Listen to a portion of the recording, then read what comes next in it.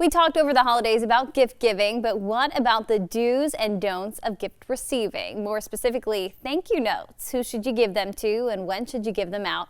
Is it better when they're handwritten or does a quick text or phone call suffice? Well, here to help us out is Cindy Grosso from the Charleston School of Protocol. Cindy, welcome. Hi, yes, thank you. Thank you. Thank you notes is the topic of our conversation. This is something you're very passionate about, and I have to give a quick shout out to my parents out there. My parents always taught me the value of a handwritten thank you note for job interviews, for gifts, everything like that. Do you think that people still believe in that value to this day? I do. I think that people like to be appreciated, and I think it speaks highly of the person writing the note. Not only is it nice to get a note that somebody appreciated you, but it's actually really nice to write a note. There's actually studies that say when you actually handwrite, not text, not email, but actually when you handwrite, it actually helps the positive chemicals, the hormones in your brain, and you actually feel better. So it's kind of both for both people. Yeah. Really important. And when should we be giving thank you notes? So there's a couple different things. Etiquette actually says that if you receive a gift from someone and they're not there when you open it, that you should actually write a note. So maybe somebody mailed you a gift, or maybe you received a gift but didn't open it until after they left. Etiquette says at that point you should be writing a note. In business, etiquette is that if someone spends about 15 minutes with you, helping you in something, that you should basically write a note. But it's never wrong to write a note. So if somebody helps you 5 minutes, you can write a note. Or even if you opened it in front of them, the gift, you could still, it's never wrong to write a thank you note. So I think it speaks a lot about the person writing the note and how important that is for gratitude for yourself. Yeah, and you talk a lot about professionalism, success in the workplace. When in the workplace should we be writing thank you notes? Yeah, actually, like I say, if someone spends time with you, but in the workplace, it is a little bit different where if your normal mode of communication with that person is email, then it's okay to send an email. I used to say, no, don't, take them. I still say take the time, make the effort, write the handwritten note. But it is okay if your main form of communication with that person is an email. It is okay to send an email. Well, let me say it this way. An email thank you is better than no thank you at all. True. So better than none. What about during a job interview? Oh, so important. So important. And it's interesting too. I was coaching someone. I do a lot of coaching, and this person I was coaching, she had been for the interview, and she was like, I was like, well, we need to write a thank you note. She was like, well, I didn't get the job. I don't, I said, no.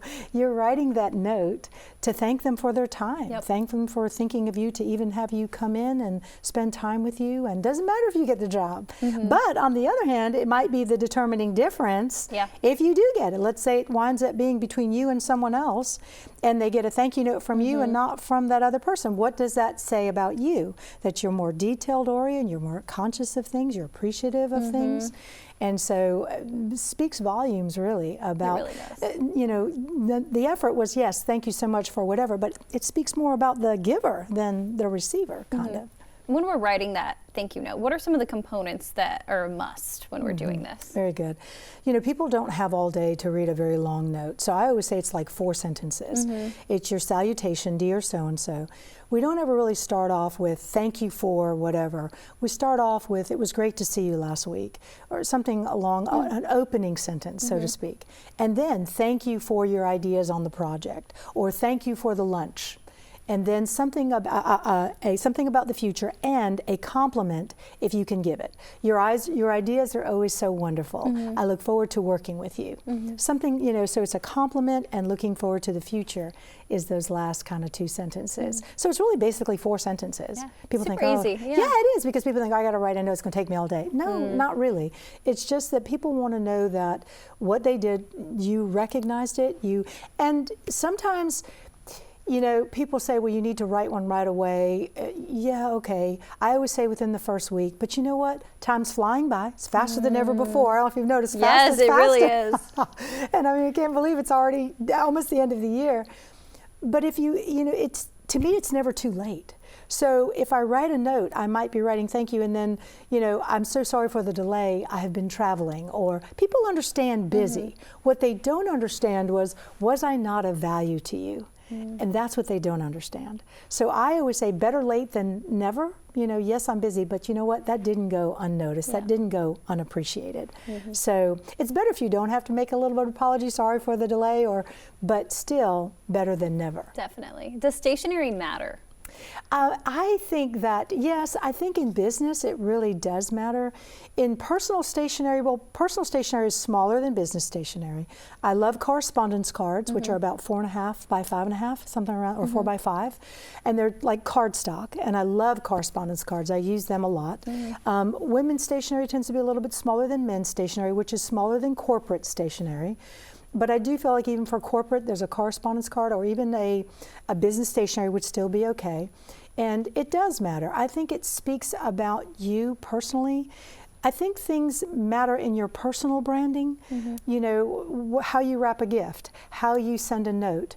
I think it all matters in who we are, and I think it speaks about who we are. So I think nice stationery is a lovely gift to give someone, but I also feel like it speaks volumes about us, that you're detail-oriented, you're paying attention, that you care, that you've invested, you know, the time to write to them, but also that you've invested in nice stationery to do that. It's not written on a piece of notebook paper, although better than I've gotten some notes from kids that have been on notebook paper, and I love them. So, but yeah, and of course me, I live in the corporate world, but I do love getting notes from children every once in a while when I do one program a year for children, and it's really cute to see the notes. Yeah, and how do we keep this going for the future generations? Like we said, everything's digital. Everybody just thinks a quick message or a DM is enough. But how do we keep this going?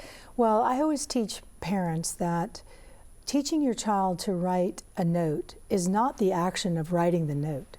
You're teaching the attitude of gratitude. It's much bigger. And you're not teaching them what to do, you're teaching them how to be. And so I do think part of that does remain with the parents, to not so much that because it's the rules or because we have to do it or because it's the nice thing to do. No, it's actually teaching them an attitude that they need to have for their whole life. That attitude of thankfulness, gratefulness, that's part of joy. You really need to be, I don't say need to be or should be, I don't like those words, but it's really beneficial for your child if you're wanting to raise a wonderful child that will contribute one day to society. That appreciation and gratitude that person has, that child grows up to have. You know, I always say a grateful person is never in lack. Yeah, you know, priceless. It's always, yes, it is priceless. Looking around to what to be thankful for rather than looking around maybe to what you don't have. Exactly. But that attitude is taught oftentimes very young, and through the art of writing a note, you're teaching that attitude. Very true. Cindy, thank you so much for this. Thank you.